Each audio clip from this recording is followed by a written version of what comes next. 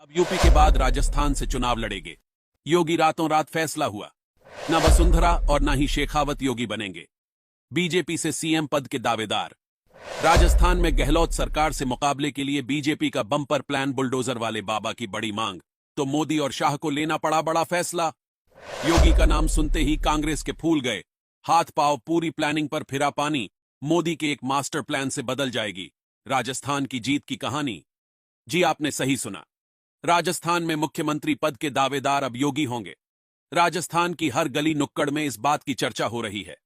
हर कोई बुलडोजर वाले बाबा को राजस्थान में देखना चाहता है और भारी डिमांड को देखते हुए दिल्ली में भी केंद्रीय नेतृत्व इस बात पर मंथन करने लगा है कि राजस्थान से योगी को चुनावी मैदान में उतारा जाएगा।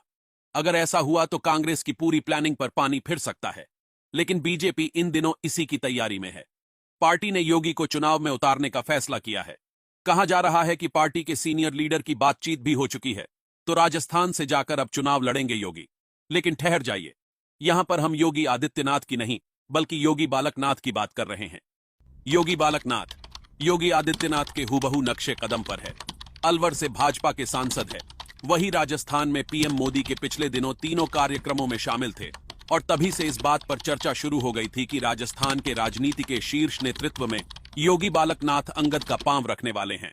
राजस्थान में जिस तरह से अफवाहें उड़ रही हैं, उसे हिसाब से तो संकेत यही मिल रहा है कि आने वाले चुनावी रैली में इस बार योगी बालकनाथ के रूप में बीजेपी का फेस दिखने वाला है।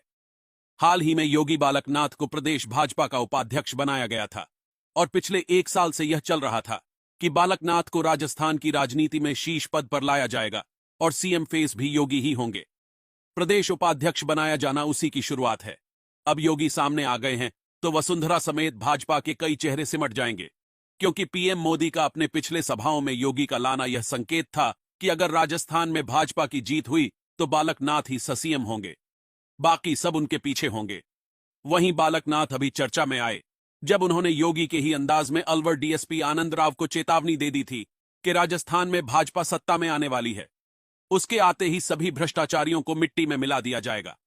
अब बालकनाथ के आते ही राजस्थान कांग्रेस और वसुंधरा दोनों की टेंशन बढ़ चुकी है। यह भी सच है कि बालकनाथ के तेवर हूबहू योगी जैसे हैं, ऊपर से उनका लिबास भी, और पीएम मोदी की खास कृपा भी बताया तो यह भी जा रहा है कि मोदी जी इसीलिए वसुंधरा को भाव नहीं दे रहे।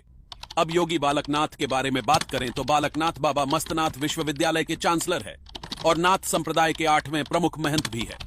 महाराज नंदन नाथ ने 29 जुलाई 2016 को बालकनाथ को अपना उत्तराधिकारी घोषित किया था और उनके ताजपोशी कार्यक्रम में योगी आदित्यनाथ और बाबा रामदेव भी पहुंचे थे। योगी बालकनाथ जाति से यादव है। बालकनाथ समाज सुधारक, कुशल राजनीतिज्ञ, प्रखर वक्ता, आध्यात्मिक गुरु होते हैं, जिसकी वजह से वह समाज में अच्छी पकड़ बनाए हुए हैं। इसके साथ हाल ही में उन्हें भाजपा उपाध्यक्ष बनाए जाने के बाद राजस्थान की राजनीति में उनका पद और बढ़ गया। इसके साथ ही वह मोदी का ट्रंप कार्ड बनकर उठे हैं। मेवात इलाके में भी इनकी मजबूत पकड़ है। साथ ही वह हिंदुत्ववादी और फायर ब्रांड नेता भी है।